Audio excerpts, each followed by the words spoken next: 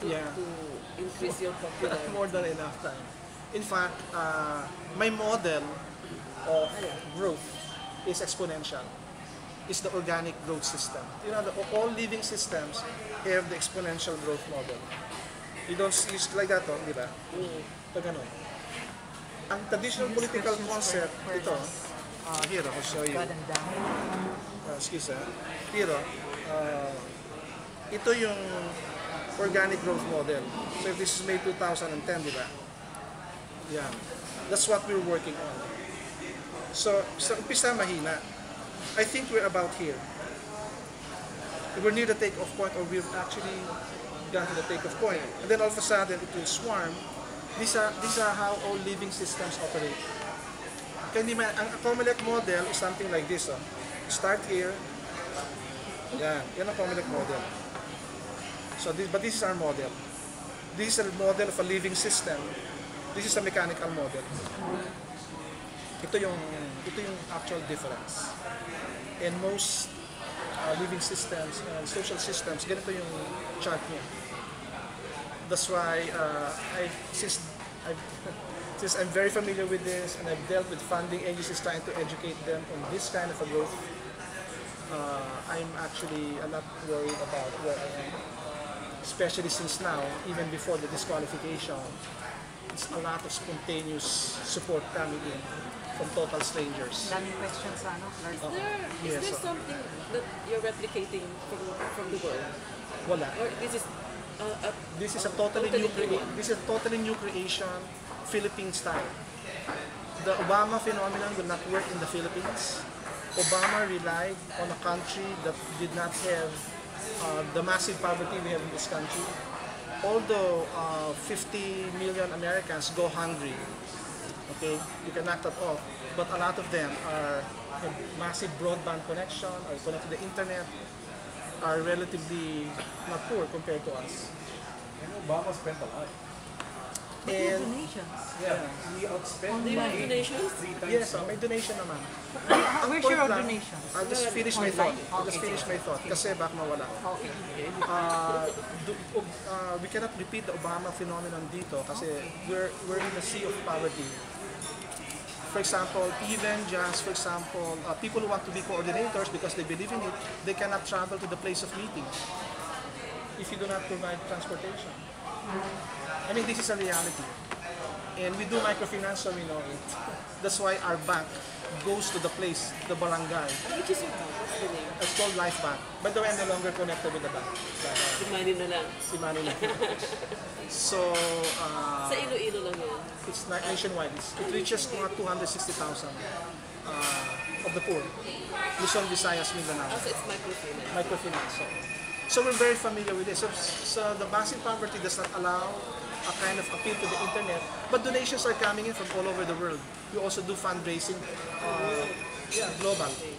Plus also we do fundraising events. And we've raised a few 100,000 siguro. Out of those, Like what? Like she would know more. Siguro mga 150. 150,000 sa fundraising events. fundraising like a run. And then Dinner, forum dinner.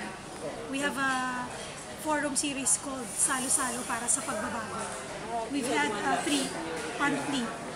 And sa global level in terms of dollars that are coming in, $2,000 naman. Yeah. So, it's modest.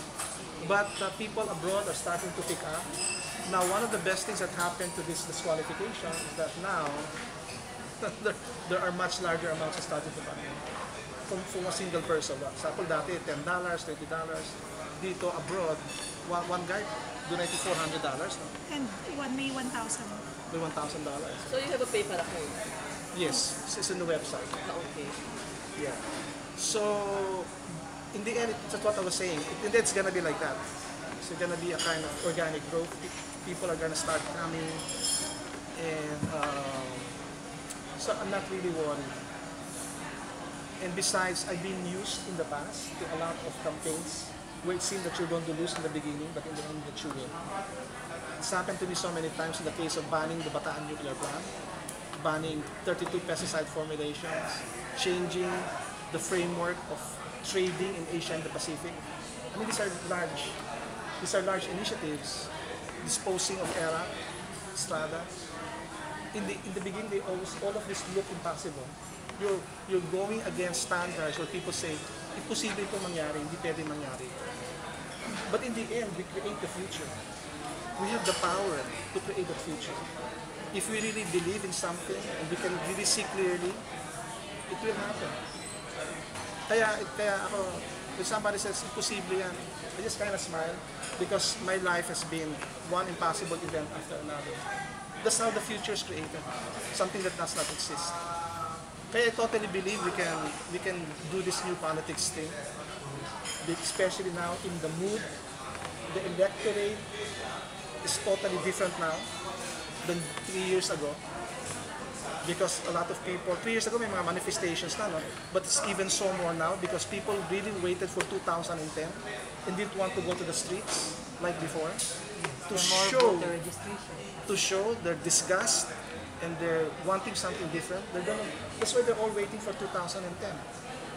And then on top of that, media naman and civil society, mass national organizations are doing a lot of forums, education, much earlier than before.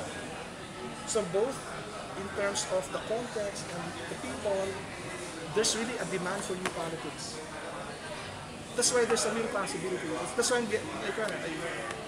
have no doubt What about that the I have a good fighting celebrity chance.